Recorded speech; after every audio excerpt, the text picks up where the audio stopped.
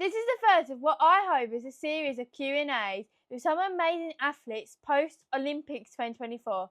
Let's see who's up first. Hello, my name is Grace Crompton and I play on the wing for Great Britain Sevens. And I've been playing rugby for 6 years now, it seems. It's gone very quick. What got you into playing rugby sevens? I originally got into sevens through my school. I started the game when I was about 16, having been very into athletics all my life before. I did 200 metres and triple jump for most of my life and I absolutely loved it. But the single sport life got a little bit intense and I love being part of a team, so I actually found rugby at the perfect time. One of my teachers from my school was like, I think you should try, you'd be really good at it. And I knew my brother played and my dad played, so I was like, oh, I'll give it a try. Literally just went along to an after school club at school, so kind of just slipped into it, I guess. But yeah, the best thing that ever happened to me. It was amazing. How did it feel to represent GB at the Olympics? Representing GB not only at the Olympics is obviously mind-blowing and doesn't still feel quite real yet, but representing GB at any point is still amazing and I never take it for granted. It was incredible. It was a dream that actually became a reality, and the cool part is that will always be with me throughout my life, which is insane to think. So yeah, I look back on that time with such fond memories, and to do it with the best people as well made it so much more fun. You're just playing sport with your mates effectively, nothing much changes, but to also have a record crowd at the Olympics as well, 66,000 people who came to watch us, is incredible. So yeah, one for the memory books for sure. The Olympics was pretty special. How important was big tournaments like that for the growth of women's rugby around the world? So yeah, obviously the Olympics Sevens was incredible for women's rugby. Not only was the Olympics insane for women's sport in general, but the record crowd of 66,000 people has got to leave a mark in history for sure. To think that that crowd wasn't just full of rugby fans, it was probably full of people that have never watched a game of rugby in their life. So to put it on the map and to put it in their minds will hopefully plant seeds that we'll never see in little girls', little boys' brains, and just develop the game even further. I think there's been some key people who have helped the development as well. So people like Alona Marr, she's done amazing for women's sport and the women's game as well. It was amazing to be a part of, and it's such an exciting time for women's sport, and I'm so glad to be a part of it. Which GB teammate is the funniest? Which teammate was the funniest? We've all got our own little personality traits which are quite funny, but some of the funniest people in the team I would say is Lauren Torley. She always makes me laugh. Meg Jones is pretty funny as well. I'd say they're the top two, and I'm pretty sure anyone else in the team would also say those two.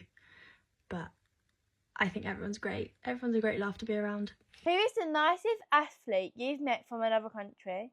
I would say the nicest athlete I met, I actually don't know his name, but I met him in the queue for the Asian section in the food hall. I think he was a sprinter from Zambia, I want to say. I'll check that. But he was lovely. He was doing the 200 metres and I'm pretty sure it was his second Olympics.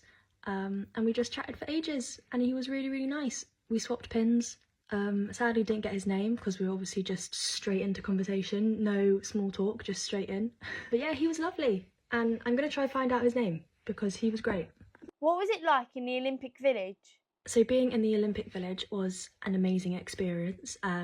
It's kind of something that you always think about when you think of the Olympics, and you know, the crazy expanse of it all and the concept of all those different athletes. Sorry, that's my dogs.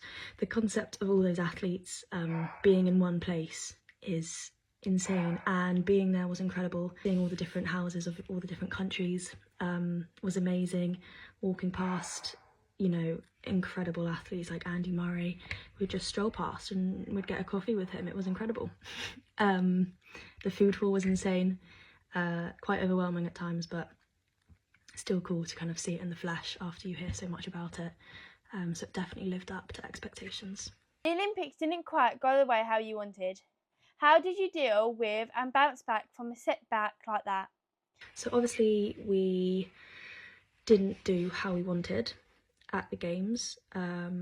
The feeling of losing to USA in the quarterfinal was horrible, something that you never hoped would have happened. You know, we were prepping for the Olympics for 2 years, and admittedly we were aiming for a medal. We've done it before in a World Series and we knew that we could do it again. But the quarterfinals in any sevens tournament is huge. You're either going to the semi-finals or you're not. So that game was massive, and to come on the other end of it was gutting.